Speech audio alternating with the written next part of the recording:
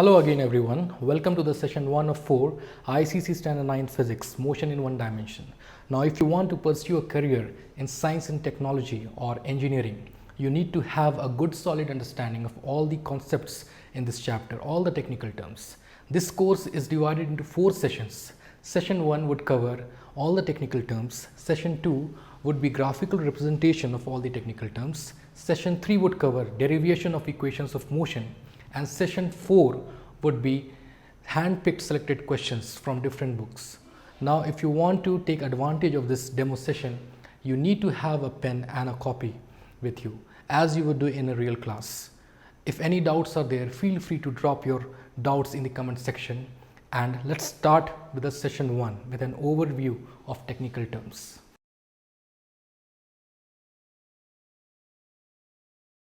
In first session, we are going to start with an introduction to scalar and vector quantities. Second, we have rest and motion. Third, distance and displacement. Fourth, speed and velocity. Fifth, acceleration and retardation. The mathematical formula, uniform, non-uniform acceleration, retardation, and acceleration due to gravity. Sixth, we are going to solve some questions, reasoning type and some numericals. Hello everyone, welcome to the session 1 of 4 ICC Standard 9th Physics, chapter Motion in One Dimension. Now in this first session, we will be covering about, learning about the scalar and vector quantities and all the other technical terms which will be used throughout in this chapter. The first topic, scalar and vector quantities, it is very important because it will be widely used in 11th standard also, plus in your higher studies. Chapters like coordinate geometries, three-dimensional geometries, even in mathematical physics, it would be used widely. So please pay attention. All right, let's start. So first heading, first topic, we have scalar and vector quantities. All right. Now before we get into scalar and vectors, clearly you have to understand what we refer to as quantities. Quantities here refers to all the measurable quantities, examples time, speed, work, energy, power, all those physical quantities. All right. Now they are further subdivided into scalars and vectors. So I'll just write it down here, some of the quantities here, physical quantities. Suppose speed, velocity, distance, displacement, force, moment of force, pressure, work, energy, and many more are there. All right. Now depending upon how we are able to represent a particular physical quantity, they are divided into scalars and vectors. So one by one we will understand. Scalar, firstly it means the quantities which can be represented only by their magnitudes. All right. So scalar, only magnitudes. Right. And if you talk about vector quantities, they have magnitudes plus direction. This is your bookish language, the definition given in the book. Now magnitude here, it means it refers to two quantities. First one would be the unit and second one would be the numerical value of that quantity. All right. So here that means you are having three parameters. Magnitudes, it is covering the numerical value plus it is also covering the unit. Together the numerical value and unit of a quantity will be the magnitude of that quantity, and the third quantity here is the direction. Simply you can understand scalar can be represented by two parameters, one is the unit of the quantity and another one is the numerical value. Vector quantities, they can be represented by three parameters, one is the unit, numerical value, and last one is the direction. Let us see one example. All right. Suppose I'll just underline the quantities which are scalars first. Speed is scalar, distance is scalar, pressure is scalar, work, energy, they are also scalar. Now you will tell me, sir, how you are knowing which one is scalar, which one is vector. Simply I am using the definition. Alright, for example, if you talk about speed, I may write it as 10 meter per seconds, and suppose I am representing distance, I can write it 10 meters. If you talk about pressure, I can write here 10 pascals. Work I can write here 20 joules. Energy I can write here 30 joules, same unit. Alright, now if you look carefully, each of the quantities, they are represented by two parameters. One is the numerical value, this one is the numerical value, and another one is the unit, each one. But here if I take one example, suppose moment of force, suppose this is the question. There is a body, it is pivoted at point O and one force F is applied here. Alright, force is 5 newtons and the distance of the pivot point from the line of action of force, the perpendicular distance from here till here is, suppose it is given 2 meters. You know how to calculate moment of force? The formula is force into perpendicular distance. Force here is 5 newtons and the perpendicular distance from the pivot point to the line of action of force is 2 meters, that is 2 meters. So this would be 10 Newton meters. Plus one more thing you have to keep in mind about the direction. The force is applied in such a way the whole body will move clockwise. Because the body will move clockwise, you have to put a negative sign. Now you compare. Here I have represented moment of force and here I have represented the scalar quantities. Here you are having the numerical value, the unit, plus in addition to these two, one more quantity is there, that is the sign. Right, sign. Now sign, it refers to the direction, in this case clockwise or anti-clockwise direction.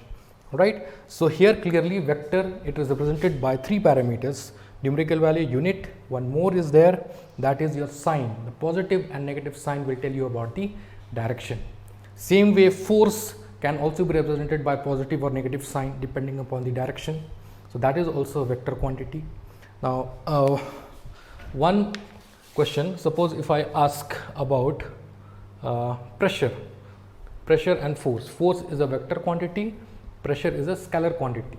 Right, now see this example. First, suppose there is a body here. Alright, if I talk about force, a force F1 is applied here 10 newtons, and just opposite to it another force F2, again 10 newtons is applied. From this side I am taking another force, that is F3, which is 5 newtons, and from this side again another force F4, which is also 5 newtons. Now we are having here two pairs of forces, F1 and F2, equal in magnitude but opposite in direction. One more pair, F3 and F4, equal in magnitudes but opposite in direction. So the overall force, the total force acting on this body would be 0 because all the forces are cancelling each other. Alright, now the only way that it can become 0 is that when I add it, suppose total force, if I am adding, the only way it will cancel each other is that this 10 newtons F1 plus F2, it should be 0 here, and this pair also F3 plus F4 should also come equal to 0. Alright, so only way that can happen is that F1 if I am taking 10, alright, F2 has to be minus 10, plus if I am adding these two forces also, F3 if I am taking 5 newtons, the opposite force I have to take it with a negative sign. That means the direction here is coming into play. Altogether all of these are cancelling each other out. So total force acting is 0 newtons. So that is for a vector quantity. It means they are not obeying the normal rules of algebra. Simple arithmetic algebraic rules are not applied here. Alright. But if you talk about a scalar quantity, suppose I take a pressure here, pressure P1 5 pascals, pressure P2 if I take again 5 pascals, pressure P3 if I take here 10 pascals, and pressure P4 if I again take 10 pascals. Here also two pairs of pressures is acting. all right, from opposite direction, equal in magnitude but opposite in direction. But if I have to calculate the total pressure acting on the body, the total pressure would be the total pressure would be simply 5 plus 10 plus 5 plus 10. So it would be 20 pascals. All right, because this was a scalar quantity, we have not used that negative sign. All right, simple algebraic addition is there. Altogether it is 20 pascals. So that is how you differentiate between scalar and vector quantities. Always keep in mind, first one, in scalar quantities it can be represented only by magnitude, that means by two parameters, the unit and the numerical value. And scalar quantities, they obey the simple algebraic laws of addition, subtraction and multiplication. On the other hand, vector quantities, they can be represented by magnitude as well as direction. That means we need three parameters to represent a vector quantity. First one is the numerical value, the unit and the positive or negative sign, which will tell you about the direction of the body. The next topic which we are going to start is very important and very interesting one. It's rest and motion. The topic is directly related to your coming chapter, the third chapter, laws of motion. All right. So before we come to the definition, let us just try to understand what rest and motion it really means. All right. We'll start with one example. Suppose there is one book. All right, and the book is placed on a table. All right, a book is placed there. And imagine you're standing here. All right, you're standing here and you are looking at the book. So my question is, compared to this person, this book, is it in state of rest or in state of motion? Obviously, you will tell the book is in state of rest. All right, but if I change the question little bit, suppose this is earth, you are there, the book is there on the earth, and imagine a person, third person, sitting on another planet, say moon. All right, and he is looking at you and the book. Now again I am asking you the question, you tell me whether the book is in state of rest or in state of motion compared to this person. Now the earth is rotating, it is revolving around its axis. So compared to this person, the earth is moving and so the book is also moving.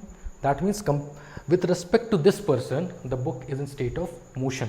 But with respect to this person here on the earth, because they are not changing their position with respect to each other, the book is in state of rest with respect to this person, and the person is also in state of rest with respect to the book. So the very important point here is the word, the sentence, with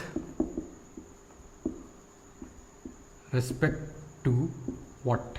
All right, whenever you are trying to judge whether the body is in state of rest or in state of motion, always ask this question, with respect to what? All right, for example, if you are traveling in a train, all right, you are traveling in a train and the train is moving and one person is sitting in front of you. You both are not changing your position with respect to each other. So you are in state of rest with respect to each other. But imagine another person outside the train on the platform, he is looking at you. Now you all are changing position with respect to each other here. All right, so in this situation, the train is in state of motion with respect to the person which is standing on the platform. So always this word, this sentence is very important, with respect to what. So now we can define the term rest. All right, so a body is said to be in state of rest if it does not change its position with respect to its immediate surroundings. Immediate surroundings, this is the book, the immediate surrounding is this person and that, all the things present in that room. All right, same way, if you have to define motion, a body is said to be in motion when it changes its position with respect to its immediate surroundings. That is the definition. All right, now when a body moves, the type of motion could be one dimensional, two dimensional or three dimensional motion. All right, so one by one we will try to understand. First one is one dimensional motion. A body is said to be moving in one dimensional motion when it travels in a straight path without moving here and there. Imagine a car traveling on a straight road without turning here and there. That is one dimensional motion, also called rectilinear motion. All right. Second one is two-dimensional motion. Two-dimensional motion is when a body moves in a curved path. It is not moving in a straight line, but it is moving in a curved path. That is two-dimensional motion. And third one is three-dimensional motion. That means when a body is moving in space. All right. Now, you have to keep in mind, when body moves in one dimensional, if you want to represent it, all right, we know there are three axes, x, y and z. If you want to represent one dimensional motion, all you need is the x axis. All right, from origin here. You can represent any type of one dimensional motion in just one straight line parallel to the x axis, or just the x axis. If you want to represent two dimensional motion, you will need x as well as y. That is your two dimensional here in between the x and y axis. If you want to represent three dimensional motion, you will require x, y and z, all three. All right, but in your 9th standard syllabus, you have to do just one dimensional motion. So we will focus on that. All right. Now, how to represent a body which moves in one dimensional motion? So let us take one example. Let's say, suppose this duster which I am holding, if I just drop it from here, all right, from here if I drop it on the floor, the type of motion which this duster will follow would be a straight one dimensional motion, because it won't move here and there. All right. So imagine I am releasing the duster from point A. Suppose at time 0 seconds. All right. Suppose you are having a stopwatch. All right. And as soon as you are releasing the duster, you are turning on the stopwatch. All right. So duster falls like this and it reaches the ground. Suppose this is point B here.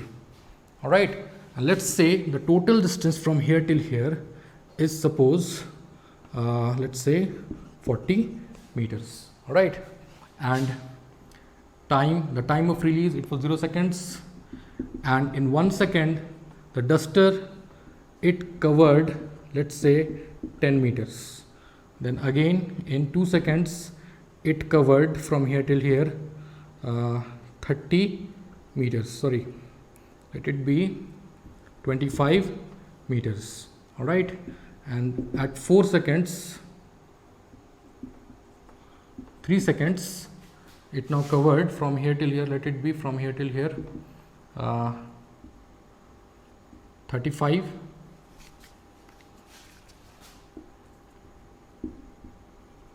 and finally in 4 seconds it covered 40 meters. All right. So let me just mark it down in a box, it will be much more clear. All right, here I am writing, mentioning the time. So 0 seconds, 1 seconds, 2 seconds, 3 seconds and 4 seconds, and distance I am denoting by x. So in 0 seconds the distance travelled was 0, in 1 second the distance travelled was 10 meters, in 2 seconds it was 25, in 3 seconds it was 35. I am just taking rough values. Okay. In 4 seconds it was 4 seconds all the way 40 meters. All right. Now if you want to represent this one dimensional motion, all you need is one axis, x axis, a line parallel to x axis. So I will just draw it like this, x, starting from 0 and final point here, suppose here is 40 meters. Divide it using a suitable scale. So I am just writing here 10, 20, 30 and 40. Now how to represent it? Check the box. Time here is 0 seconds. In 0 seconds the displacement is also 0. So I am mentioning here time equals to 0. All right, now 10 meters is at what time? 1 second. So I'm writing here time equals to 1 seconds. All right, now 25 at time interval 2 seconds. So it should be between 20 and 30. Na?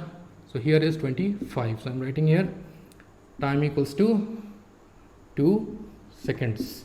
And at time 3 seconds, t equals to 3 seconds, we have 30 meters. And finally, at 4 seconds, time equals to 4 seconds, the duster, it has moved on 40 meters. So this is how you represent a one-dimensional motion, only in one axis, parallel to the x-axis. Understood? The topic which we are going to start now is distance and displacement. All right, both the terms are very similar because both of them are lengths, but still they are different from each other. All right. So before we come to the definition, there is one concept that you have to understand, that whenever body moves in a curved path, all right, suppose body starts from point A and it reaches point F here, and in between point A and F there are many other points. Suppose point B is there, C is there, D, E. All right. So whenever a body moves in a curved path, the direction of the body at any particular instant, suppose a car is moving by this path. All right. If a car is moving on this path, if I ask you the direction of the car at point B or at point C, at point D, simply you have to represent that direction, you have to draw a tangent to that point. So this is point C. If I am asking you what is the direction of car at point C, you will draw a tangent there. Point D, again you draw a tangent. Point E, again a tangent. All right. If you are not understanding what a tangent means, it is very simple. Suppose this is a circle. All right. Now if I draw the radius of the circle, suppose this is the center, I have drawn the radius. At this point on the circumference, if I draw one arrow touching just the circumference, then this arrow and this radius, they are making an angle of 90 degree. So such an arrow is called a tangent. Okay. So it is very simple. In a curved path, if you want to represent the direction of a body at a particular instant, simply you have to draw the tangent. All right. Now, thing is that as you are seeing here, if I ask you, is the direction of car same throughout its journey? No, because at each point, there can be many other points, but at each point the direction is continuously changing. It simply means that whenever a body moves in curved path, the direction is not fixed, it is continuously changing. All right, keep that in mind. Now let's start. Okay. Firstly, the common thing, distance and displacement, both of them, their SI units, it is meters. Here also is meter, and CGS unit is centimeters for both, and both are lengths. Both of them are lengths. All right. But the difference is that, suppose take this example, if you want to move from point A to point B, this is your starting position. We will call this as the initial position, and this is the final position.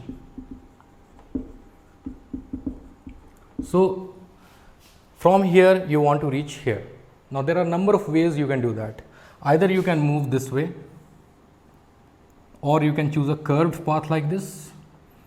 All right. Many other paths can be taken. But if I ask you what should be the shortest distance between point A and point B, answer is very simple. Simply the straight line joining point A and B, that will be the shortest distance, shortest path to reach from point A to point B, like this.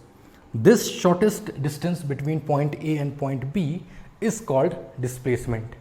Now because it is a straight path, if I ask you at this point, at this point, at this point, or any other point on this straight line, if I ask you the direction, if you are moving from point A to point B, what is your direction? It will be same. At each point the direction is same. That means your direction is not changing. Your direction is fixed. It is specified.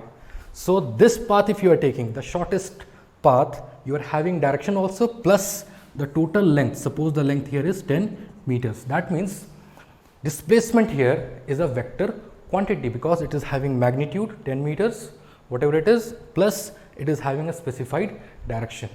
Alright, so the smallest distance between the initial to the final position is your displacement, and its direction is always represented by an arrow from initial position to the final position. We represent displacement by the symbol S with an arrow on top of it. This is how we represent a vector quantity. Or another way, you can write AB, A to B, and put an arrow here like this. Alright. Now, distance is the length of the path which you take to reach from point A to point B. That is your distance. Suppose from point A you are coming, this is point A, this is point C, this is point D. Here it is 5 meters, here it is 10 meters, and here again it is 5 meters. So, the total distance, the length of the path which you are taking would be 5 plus 10 plus 5. So, your distance would be 5 plus 10 plus 5, that is 20 meters. It is not having a particular direction. So, I hope you understood this one. Alright, let us take one more example.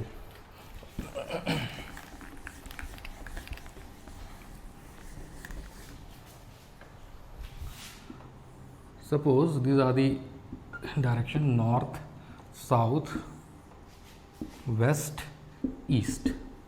Alright. Now, suppose you want to reach this position. This is point D. Suppose you are starting from origin here. From point O you reached point B here. This is suppose 5 meters. Then you moved like this up. Suppose this is 10 meters. Then you moved again this way. All right. At point C you took a left turn. That means you move towards west. All right. So this is again 5 meters. All right. So if I ask you what is the displacement, you started from point O and you reached point D. That means the shortest distance between these 2 points O and D would be which one? If this is 10, this also has to be 10 meters here. Nah? So the displacement is 10 meters. So displacement in this case would be 10 meters. And if I ask you distance here, this would be 5 plus 10 plus 5. 5, 10, 5. 5 plus 10 plus 5, that is 20 meters. That is your distance traveled. Alright. Another way of understanding is that because displacement, it does not depend on the length of the path. Alright. So another way to calculate displacement, because it is a vector quantity, we can do like this also. From point O to point B, it is 5 meters plus from B to C, again it is 10 meters plus from point C to D. Now, direction from point to C to point D is just the opposite to the direction from point O to B. Alright, they are equal in magnitude but opposite in direction. So, in this case, we will have to write it with a negative sign here. Alright, so you solve it, this would be 15 minus 5, that is 10 meters. Alright, and because you started from O and you have reached here and this direction is north, you will write here in brackets north. That is another way of calculating. Alright, suppose instead of stopping at point D, your final position was C. Suppose your final position was C, you stopped here. Now, can you tell me how much was your distance and how much was your displacement? Distance would be 5 plus 10. In this situation, distance is 5 plus 10, that is 15 meters. No problems here. Now, displacement. The shortest path between point O to point C is the straight line connecting these 2 points, and the direction is this way.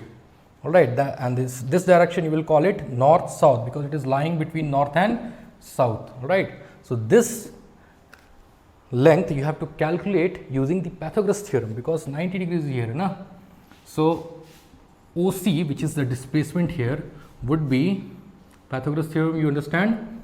This side is the base, this side is the hypotenuse, sorry, this side is the perpendicular and this side is your h. So, formula is b square plus p square.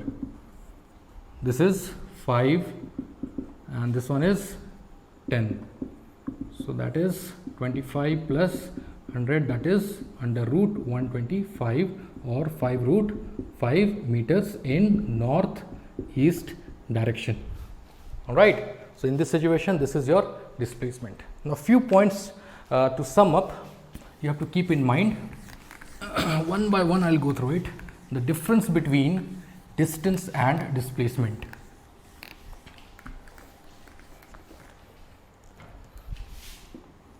So first point, what we have learnt, distance and displacement. First point, distance, it is a scalar quantity. It is a scalar quantity and displacement is vector quantity. Alright. Second point, now just now we have seen distance, because it is scalar, it is always positive, always positive. Displacement, because it is vector, it can be positive or negative. That is your second point.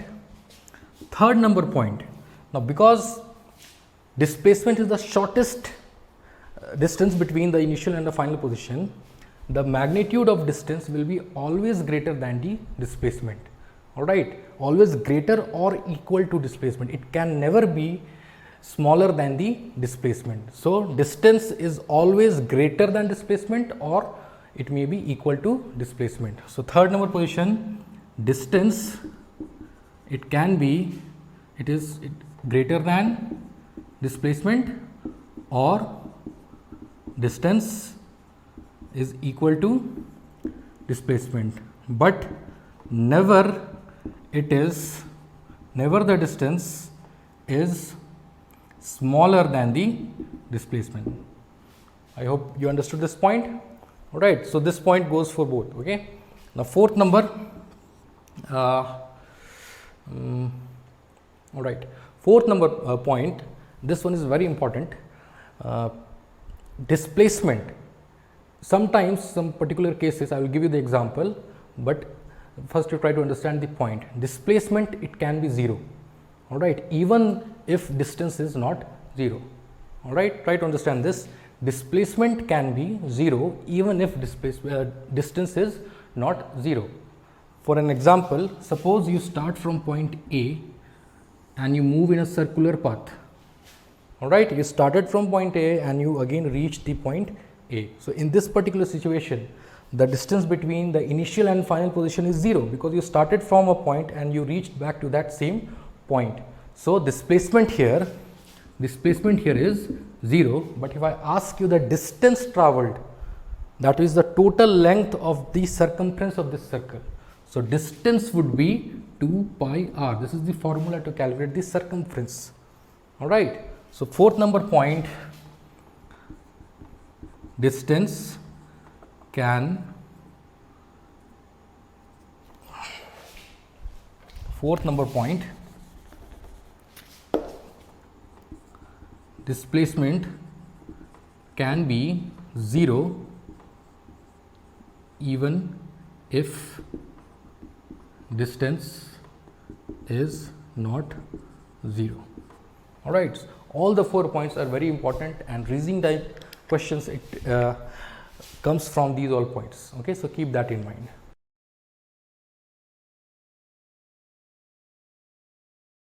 The topic that we are going to start now is speed and velocity.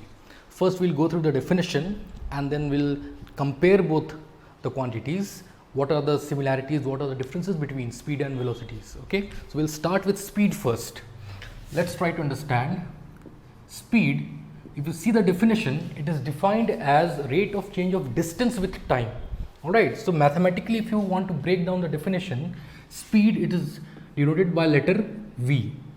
Alright, so V is equal to distance by time. That statement, that definition, the rate of change of distance with time, we write mathematically like this, distance by time, or you can read it as rate of change of distance with time. Alright, now distance you can denote by letter capital S. Alright, so here, and time you can denote by small t. So mathematically it will be S by t. This is the formula for speed. No problems here. All right, now let's try to understand by an example. Suppose you are moving from point A and you are reaching point B here. All right, so I have drawn a curved path here. All right, suppose this arc here, it is of 6 meters. Total distance is 6 meters. All right, and you started here at t1 0 seconds, and when you reached here the time was suppose 2 seconds. So if you want to calculate speed, you will use this formula, v equals to s by t. In this case, distance here is 6 meters and time taken is 2 seconds. That would be 3 meter per second, and this is the SI unit of speed. SI unit of speed. No problems here. Same way, if we want to define velocity, both of them are very similar, right? Velocity, you will denote it by small v with an arrowhead, because velocity is a vector quantity. I'll show you why it is a vector quantity. Because the definition states for velocity, it is rate of change of displacement. I'm stressing on the word displacement. Rate of change of displacement with time. Here the definition was rate of change of distance by time. So if you want to represent it mathematically, v, that is velocity with an arrowhead, equals to displacement I am writing. We know that we write it by capital S with arrow, by time. So this is the mathematical formula for velocity. Alright. So because this displacement is vector, the velocity is vector here, and because distance here was scalar, the speed also is scalar here. Alright, so I'll just mark some points here. Speed, it is scalar. Second, the mathematical formula is s by t, and the SI unit, third one, SI unit, it was meter per second. Alright, so here first thing, it is a vector quantity. Second, the mathematical formula, velocity by displacement by time. And thirdly, its SI unit, I think you can guess, this is displacement. Displacement we denote by small m, and time is again second. So same SI unit. So the similarities between speed and velocity is that both of them, they are having same SI units. Alright, but their definition is same, and one of them is scalar and one of them is vector. Alright, now let's say take one example, similar example here. Same case, you are starting from point A and you have reached point B here. When you are calculating speed, you took this length, this arc length, that was the distance. But when you are calculating velocity, you want to take displacement, the shortest distance between the initial and the final position. That means now you have to take this path. This is your displacement. Alright, so suppose this length was 3 meters and time it was 2. So if you are calculating velocity, in this case it would be displacement by time. Displacement by time. Displacement here is 3 and time taken 2 to 0, na? So that is 2. That is 1.5 meter per second. Alright. So I hope this is clear. Now let's take another example to start next topic, which is uniform speed and uniform velocity. So first we'll have a look at one example. Uniform speed. Alright, say you are moving in a circular path like this. Alright, you started from point A, this is point B, point C, point D. Alright, now when we are talking about speed, this arc you will take as distance. Alright, suppose this was time interval t1 equals to 0, here t2 is let it be 1 second, here t3 equals to 2 seconds, and t4 equals to 3 seconds, and finally when you are reaching here, I will write here t5, that is 5 seconds. Alright, now let us assume that from A to B the distance was, suppose again 6 meters, and from here till here it was 5 meters. Here it is suppose 4 meters, and here it is again 6 meters. Now,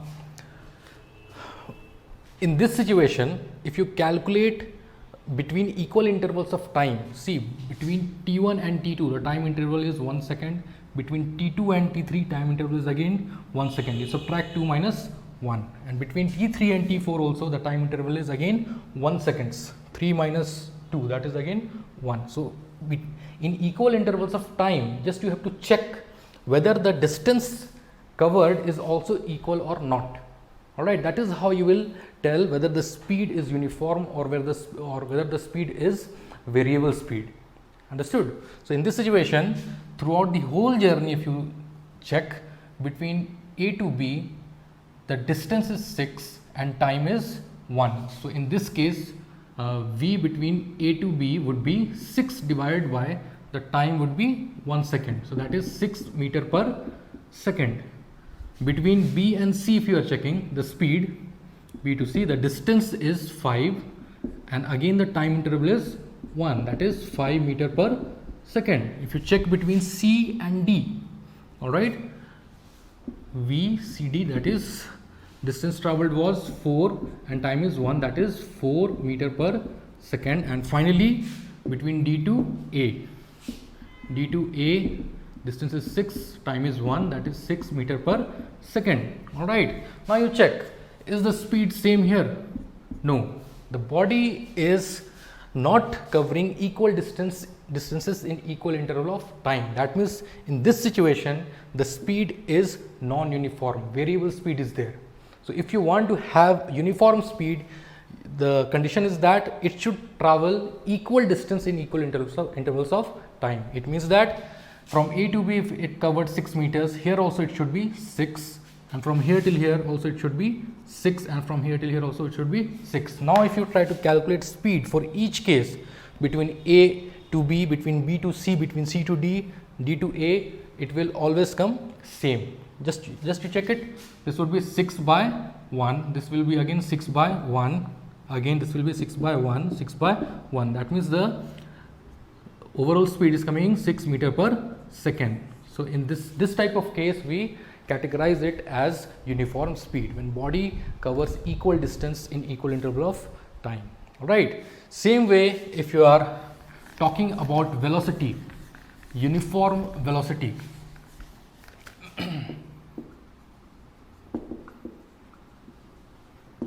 Means definition will be slightly different. Here you will say a body is said to be moving with uniform velocity if it covers equal displacement in equal intervals of time. Alright, again same example.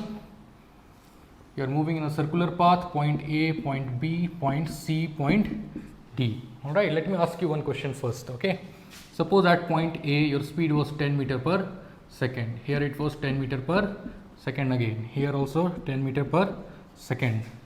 10 meter per second. Alright, you tell me at each point, suppose many points are there, and at each point throughout the circumference of the circle the speed is 10 meters per second. Can you tell me whether the speed here is uniform or non-uniform? Take a moment, think.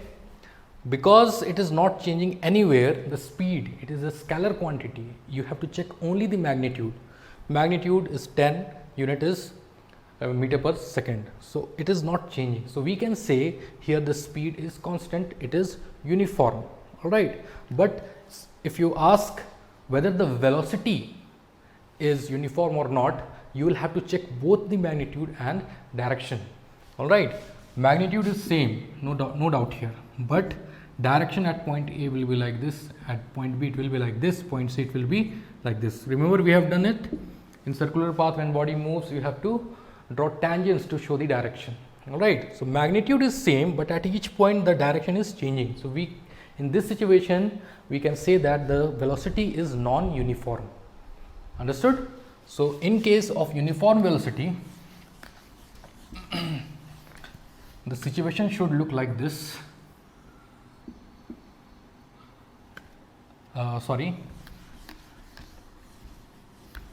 Keep in mind, whenever body moves in a circular path, it is not possible that velocity will be uniform, because magnitude can be same but direction will be changing continuously. All right, so uniform velocity is only possible when body moves in a straight path. From A to B, body is moving. Suppose this is point C, this is point D, point E. Suppose any point you assume here. And starting point, suppose time here was 0 seconds. Here time T1 was 1 second. T2 was 2 seconds. T3 was 3 seconds. And finally it was T4 was 4 seconds. If the situation is something like this, between A to C, between 1 second interval, body covers displacement, fixed direction, displacement of 2 meters. Here also it covers 2 meters. Here also it covers 2 meters. Here also it covers 2 meters.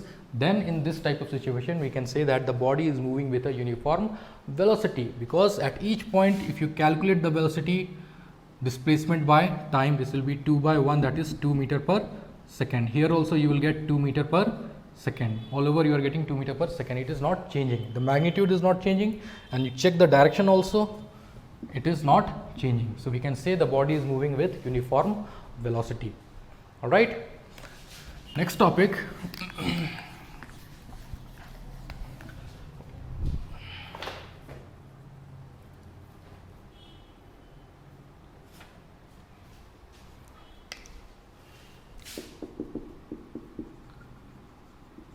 Instantaneous speed and velocity. Instantaneous means at a particular small interval of time. For example, if I say there is a football match going on, all right, and if I say that the match started at 9 a.m. all right, suppose it was a 1 hour match. All right, now throughout that match, if I ask you whether the speed of ball, will it be constant throughout the match? No, because it is moving continuously throughout the match. The ball is moving, and at each moment the speed of the ball will be something else, because it is being hit by so many players. Nah? If I ask you what was the speed of the ball at this much time, it will be something else. Suppose at 9:30, what is the speed of the ball? It would be something else. All right. So at any small interval of time, if you are calculating, you are able to calculate that speed in very small interval of time, that we call it as the instantaneous speed. Same way, instantaneous velocity is the speed of the object at a very small interval of time when the direction is not changing in a specified direction. Now let us start with that example which I told you of a football match. Throughout that 1 hour match, the velocity or the speed of the ball, it continuously changes, because it is continuously being hit by the players. All right. So let us represent that match on a timeline here. It started at 9 a.m. and it got over at 10 a.m. All right. Now, if I say what was the speed of the ball at 9:10 or 9:15 or 9:30, say here it was 10 meter per second. Here it was 5 meter per second. Here it was 6 meter per second. So these all quantities, they represent the instantaneous speed. Instantaneous speed, which is given by the formula distance covered in short duration by that time interval. All right. So when we are talking about instantaneous speed, we are calculating that short duration in that short interval of time. But if here I am writing 10 meter per second in west direction, all right, and here it was 5 meter per second in east. So this is what? This is your instantaneous velocity at a particular time, 9:10. All right, the velocity of the ball is 10 meter per second in a direction west. Here it was 5 meter per second in east. All right, at a particular duration of time. So this is your instantaneous velocity. Instantaneous velocity. To calculate the formula would be very similar to this one, but instead of distance you will write here displacement in short duration by that time interval. Alright, now this portion is very conceptual. Whenever you are calculating instantaneous velocity, keep in mind that displacement or distance which we are talking about, it should have a fixed direction. That is why we call it displacement. Alright, it should have a fixed direction. And the problem is that when we say fixed direction in a match going on, alright, how will the direction will be fixed? Because the ball is moving here and there. Alright, it is simply because we are talking about a short duration of time. Alright, understand it this way. Suppose a body moves in a curved path. I have told at each point if you draw the tangent, it will give you its direction. But if you take a small length of that path, infinitesimally small length, suppose this is delta x. So within this small length, alright, the direction can be fixed because it is so small that it can be considered as it can be treated as a straight line, and in straight line the direction is fixed. Alright, so that is what is happening here. In a short interval of time, that short displacement, its direction is fixed. Hence the formula can be written as delta x by delta t. So this is how you calculate the instantaneous velocity. Alright, now next topic that we have to do is average speed and average velocity. So we'll start with an example here. Imagine from point A to point B. Alright, from point A to point B, if you are running from here and you are reaching at this point, suppose the total distance between A and B is 100 meter, and the time which you have taken to reach from here till here is, suppose it is 60 minutes. Alright, then the average speed would be the total distance by total time taken. Alright, so here your answer would be total distance is 100 meters and total time is 60 minutes converted into seconds. So this is how you will calculate the average speed. No problems here. Alright, so the confusion comes when we talk about the average velocity. Alright, so for this particular situation, because the path is straight, they are walking in a straight path, so here in this case the distance and displacement both are same, both will be same. Alright, because this is the only path here.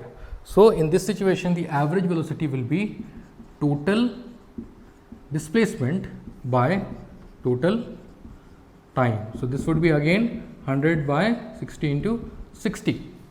But suppose if you choose this path, like this you have moved and you have reached here.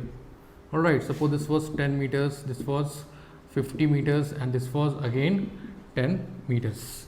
Alright, so in this situation your answer will change, because when you are calculating average speed you will take distance as this path, but when you are calculating average velocity you need displacement, which has to be this straight path, the shortest distance between the 2 points. So in first case, if you are calculating here, average speed would be just total distance will be 10 plus 50 plus 10, that is 70 by total time is 60 minutes, 60 into 60 seconds. So this is how you will calculate.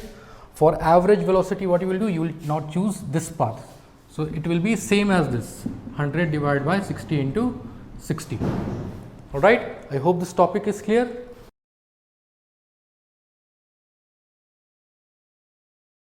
Now next topic that we are going to do is acceleration and retardation.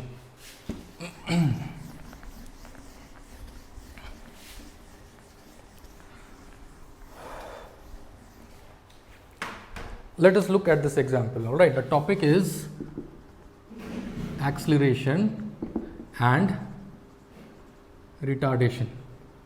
Alright, simplest definition of acceleration is rate of change of velocity. Alright, so what is acceleration? It is rate of change of velocity. All right, and we represent acceleration by small a, and it is a vector quantity. So we put an arrowhead on top of it. Mathematically, if you are representing it, this will be velocity, which is vector, divided by time. So this is the formula to calculate the acceleration. All right, now this velocity, it is the change in velocity. All right, to have a better understanding, suppose you are moving from point A to point B. All right, this is your initial position, this is your final. So initial position, we write the velocity as small u, and final velocity we write it as capital V. Both are vectors. All right, so acceleration, if you are calculating, and time taken would be, suppose t here. So acceleration will be the change in velocity. So this is the final, this is the initial. This change in velocity would be v minus u divided by the time. So this is how you calculate the acceleration. All right, and from here you can just write the SI unit also. Acceleration, the numerator, it has velocity. Velocity is given by meter per seconds, and in denominator you have time. Time is denoted by seconds. So this is meter per second by seconds. So that would be meter by second square. It goes down, or you can write it as meter per second square. No problems. Another way of writing it is meter second minus 2. All right, so this is the SI unit, meter per second square of acceleration. All right, now what happens actually physically, if you talk about acceleration, whenever you move, suppose you are going in a crowded place using your motorcycle or cycle, your speed is not constant. The velocity is continuously changing because of the crowded area.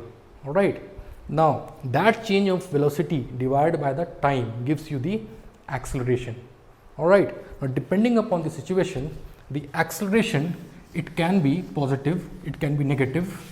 All right, it can be uniform, it can be non-uniform. Suppose if we talk about uniform acceleration, all right, take this example. You started from point A, all right, this is point B, this is point C, D, E. Time interval, here it is 0, it is 1 second, here it is 2 seconds, here it is 3 seconds, here it is 4 seconds. That means the time interval is same here, a difference of 1 seconds. All right, and suppose here your speed was 0 meter per second, the velocity 0 meter per second, here it was 10 meter per second, here it was 20 meters per second, then 30 meters per second, and 40 meters per second. All right, so between points A and B, this is your initial velocity, this is your final velocity. Between point B and C, this is your initial, this is your final. Between point C and D, this is your initial, this is your final. All right, so you check one thing, the difference between the velocities, all right, it is same.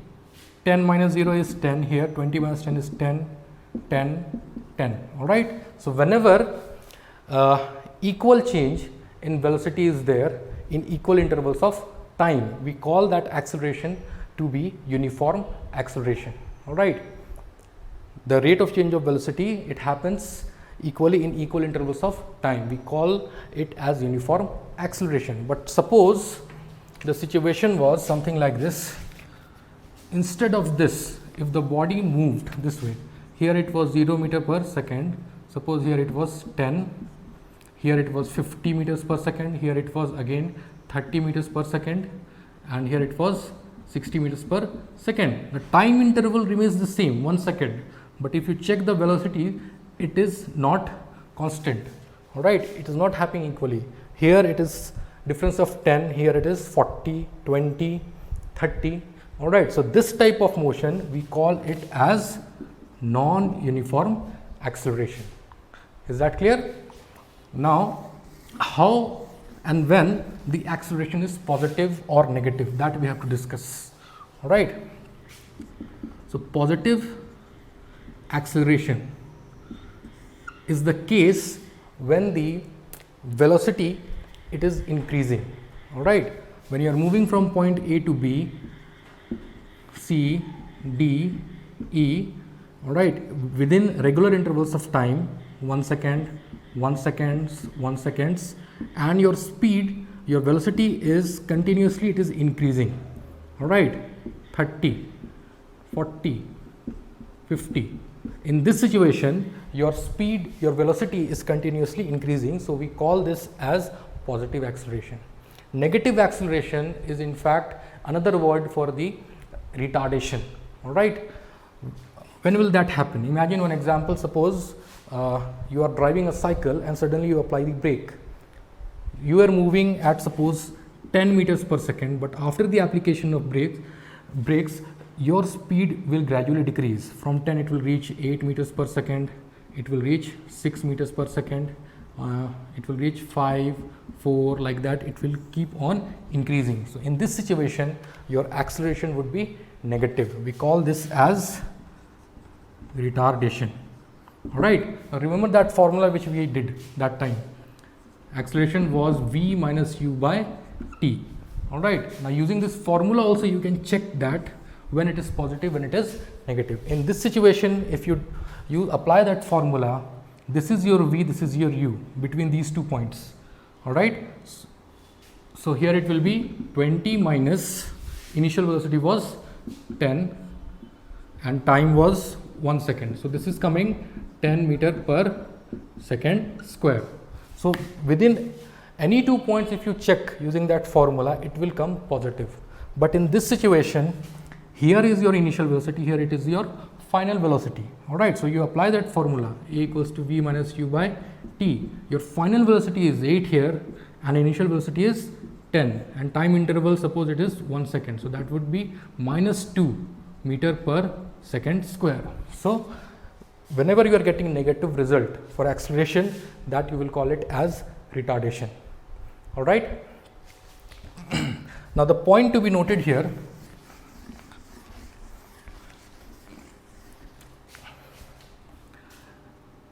normally students get confused positive or negative sign. All right. When we say positive or negative sign, you can just note it down. When we say positive or negative sign for a velocity, all right, suppose let us talk for velocity. The positive sign for velocity, it means what? The negative sign of velocity, it means what? The positive and negative sign of velocity, it refers to direction. Keep that in mind. It refers to direction. In case of acceleration, all right, the positive and negative sign, it will tell you about what? It will tell you about retardation. The negative sign is retardation and this is what? Increase in velocity. So positive sign will tell you about increase in velocity. Negative sign, it will refer to retardation or decrease in velocity. All right. So don't get confused. For velocity, the signs, it refers to the direction. For acceleration, it just refers to the increase or decrease in velocity. Keep that in mind. The next topic is acceleration due to gravity.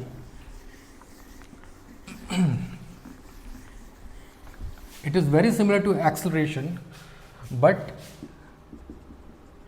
acceleration due to gravity, we denote it by letter g, and this is also a vector quantity. All right. Now, what is it? Acceleration due to gravity, it simply means the acceleration on a body caused due to the gravitational force of the earth. All right. Suppose this is your earth. Earth is having a gravitational force which will pull any object towards it. All right. Suppose one stone is there, the stone will be attracted towards the earth. Then in that situation, when the body is falling towards earth, the motion will be accelerated. All right. Keep that in mind. Anything which is falling from top towards the earth, its velocity keep on increasing. All right. So there is an acceleration. Suppose here it was 10 meters per second, it will be 20 meters per second, 30 meters per second. So any falling object, its velocity keeps on increasing, and that is what this refers to acceleration. And that acceleration for this particular case, for a falling object due to the Earth's gravitational force, we call it as acceleration due to gravity. Right. Now keep in mind, the value of g, the acceleration due to gravity, is maximum at the poles. That means north and south poles which you are having. Here the value of g is maximum. Here also value of g is maximum, and the value of g will be minimum at the equator. So at the equator g will be minimum. All right. Another information you have to keep in mind, with altitude the value of g, the acceleration due to gravity, it decreases. All right. That means at this point, if I say this is point A, this is point B here, value of g here will be less, and here it will be greater. All right.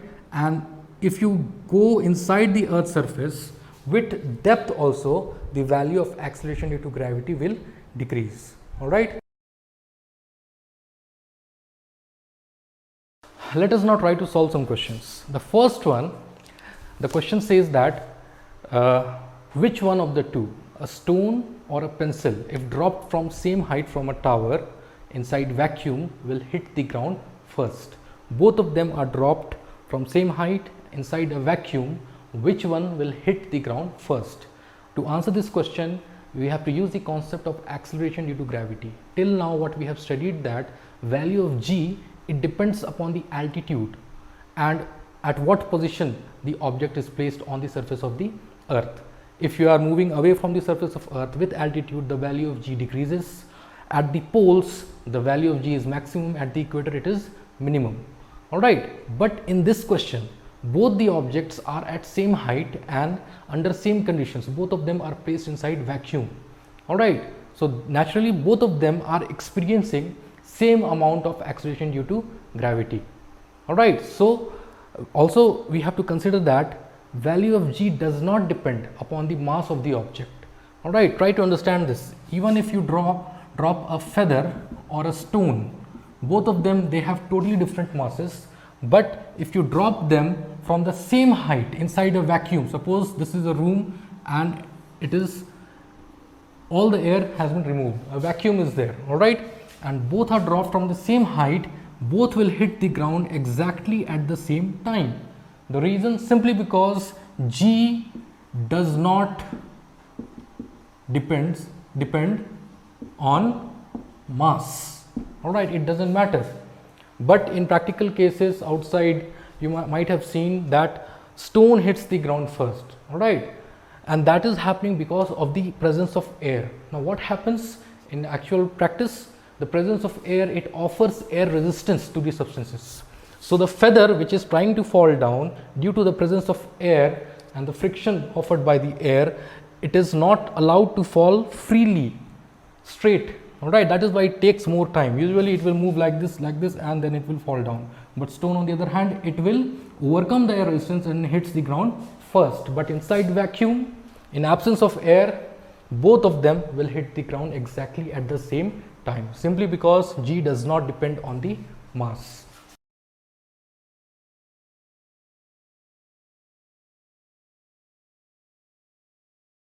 A second question we have. This question will be used, the concept behind this question will be used again and again in numericals. All right. So question is that 72 kilometers per hours. A car is moving with speed of 72 kilometers per hour. You have to express it into meters per second. All right. So first I will try to solve it by one method. Then I will tell you a shortcut. All right. To solve this question, firstly you need to know that 1 kilometers, it has 1000 meters. All of us we know. And 1 hour is equal to 60 into 60 seconds. All right. So to convert it, first you write 72 kilometers per hour. You can write it as kilometers divided by hour.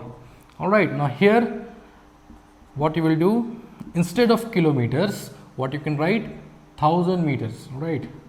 1000 meters, and instead of hour, because 1 is present here always, so you will write here 60 into 60. This will be seconds. So we got the units here. All you have to do now is to solve it. Cancel the zeros here. Alright, 6 1 is 6, 6 2 is 12, 6 2 is 12, that is 20 meter per second. Alright, now second question we have, again you have to convert, express 15 meter per second, just the reverse question. You have to express 15 meter per seconds into kilometers per hour. Alright, the same method here. The only difference is that what you will do here, 15 meter per second, you wrote it this way, 15, 1 meter. If you want to convert it into kilometers, you have to divide this 1 meter by 1000. So you will write here 1 meter divided by 1000, and we have here second in the denominator. So you will divide that 1 second also by 60 into 60. Alright, now you solve it. This would be 15 into, this will be 60 into 60 by 1000. Alright, cancel the zeros. Already we have got the units here. 0 0 cancel, 0 0 cancel here. 5 2s are 10, 5 2s are 15, 2 1s are 2, 2 3s are 6. So 9 into 6, that is 54. Sorry.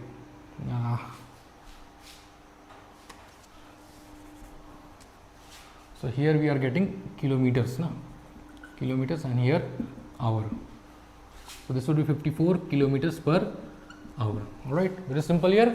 Now the shortcut to solve it different way.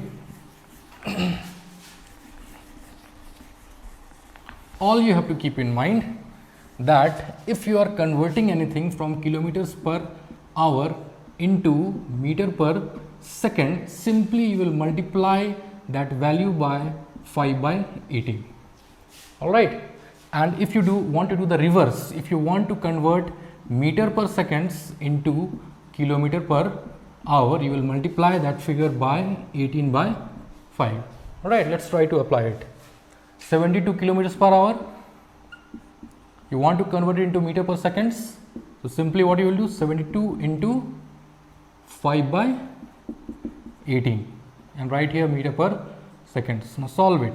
18 4s are 72, that is 20 meters per second. You can check the answer how we got the first one. Okay, the second question, 15 meters per second, you have to convert it into kilometers per hour. 15 meter per second into kilometers per hour, so we have to multiply it by 18 by 5. 15 I wrote, 18 by 5. Write the units. This will be kilometers per hour. Cancel it.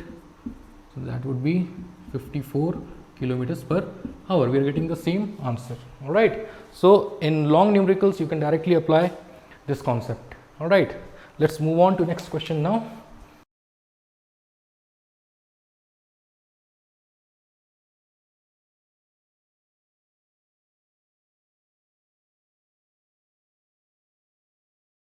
The question states here, a train takes 2 hours to reach station B from station A. So let us draw one station here. Suppose this is station A. From station A to reach station B, the time taken is 2 hours. Alright. Second part of the question states that, and then 3 hours to return from station B to station A. While returning, that means from station B to station A, when you are moving, you are taking 3 hours. That train is taking 3 hours. No problems here.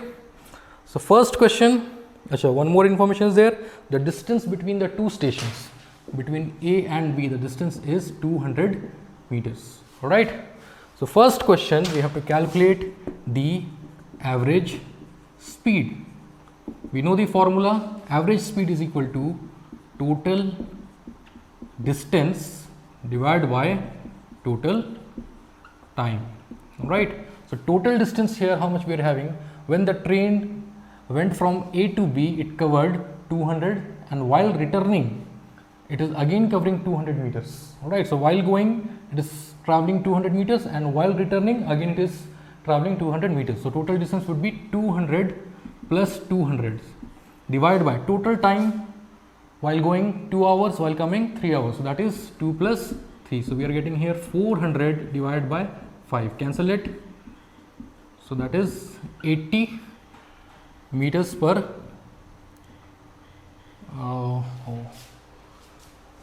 so this was in meters, and here we are having time in hours. So we are getting 80 meters per hour. All right. So you just have to convert it into meters per second. So I'll just divide it by 60 into 60. All right. Solve it now. I will get here.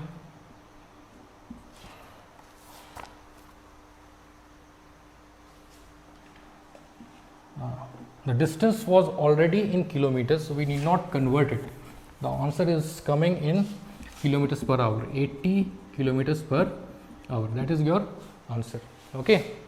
So first part is done. Second part, you have to calculate the average velocity of the train. Right. Average velocity. So average velocity formula was total displacement by total time. Right. Now in this case, be careful because we are talking about displacement. So while the train was moving from A to B, it covered 200 kilometers. So 200 I am writing, plus returning time, same distance is there, but the direction is opposite. So we'll put a negative sign because we are talking about displacement. All right, divided by total time would be 2 plus 3, that is 5 hours. So this would be 0 by 5, that is 0. That is your answer. Last part, you have to find the average. Okay, that is done. Let's move on to next question now.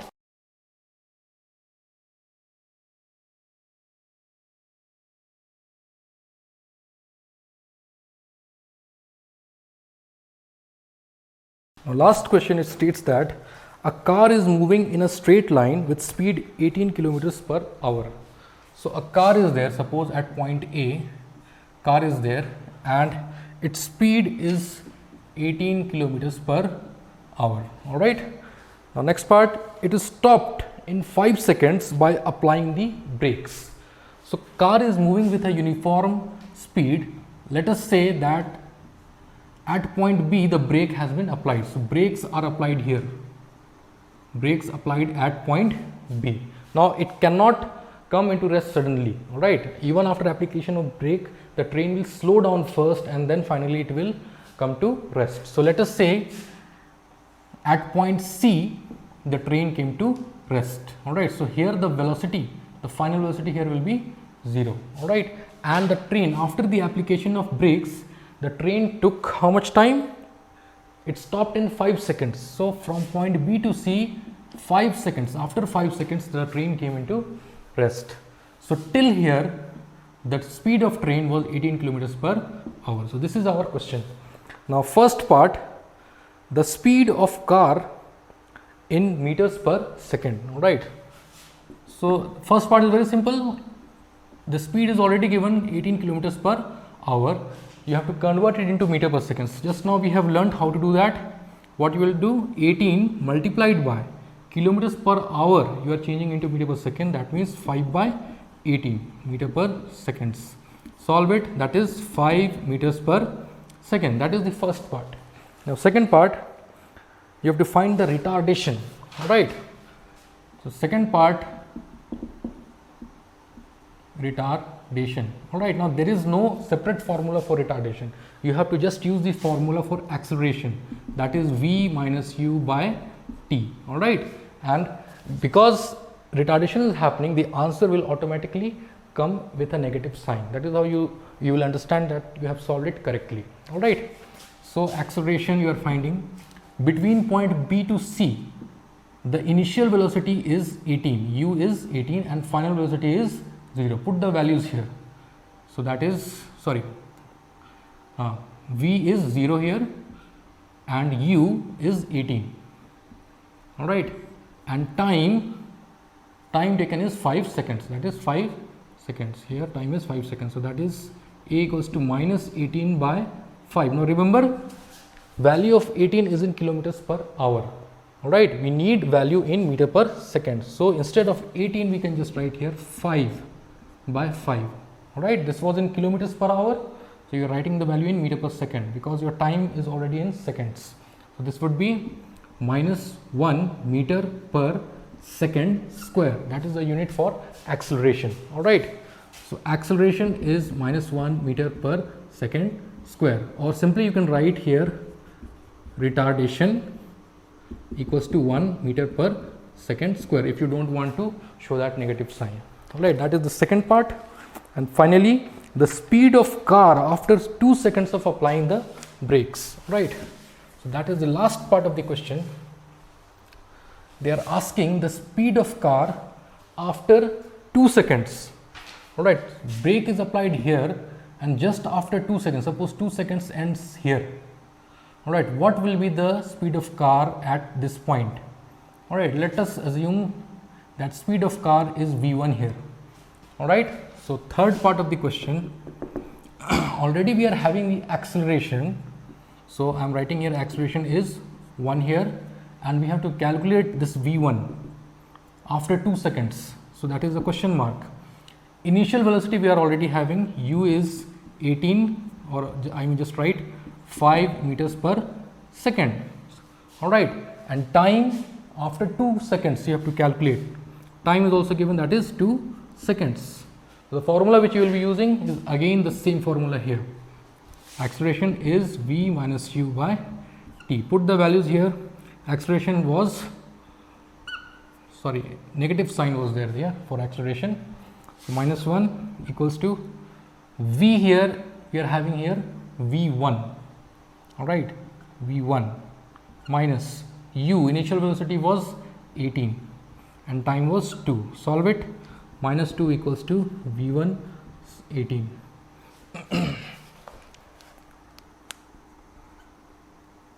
One more thing here, we are taking speed 5 meter per second, not 18, that was in kilometers per hour. 2 equals to v1 minus 5. So here v1 equals to minus 2 plus 5, so v1 equals to, that is 3 meters per second. That means after you have applied the brakes, alright, in 2 seconds the speed of car was 3 meters per second. Alright, so you can see here it was 18, then gradually the speed is decreasing and finally it came to 0. So I hope the question is clear.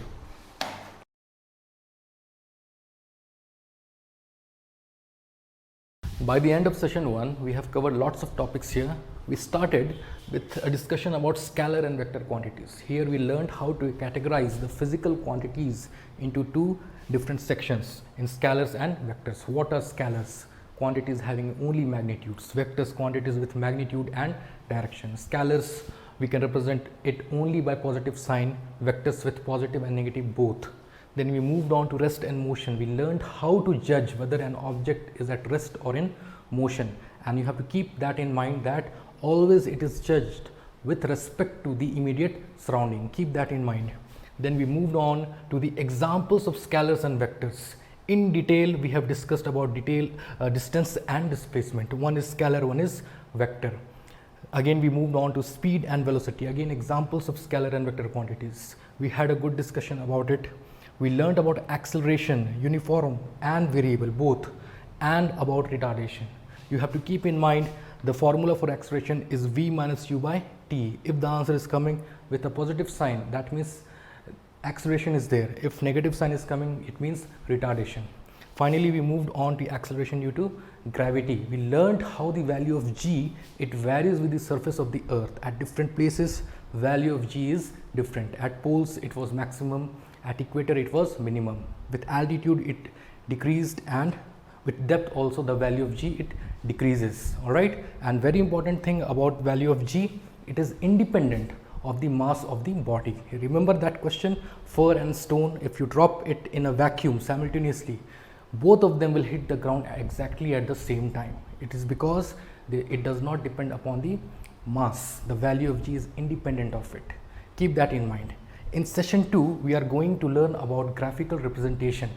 All the quantities which we have studied here, distance, displacement, speed, velocity, acceleration, retardation, uniform, uniform. Everything we learn how to represent it through a graph, and this chapter is going to be very, very crucial because it is very important for your engineering preparation. So for 11th standard also, this chapter is going to be very important, so be ready for it.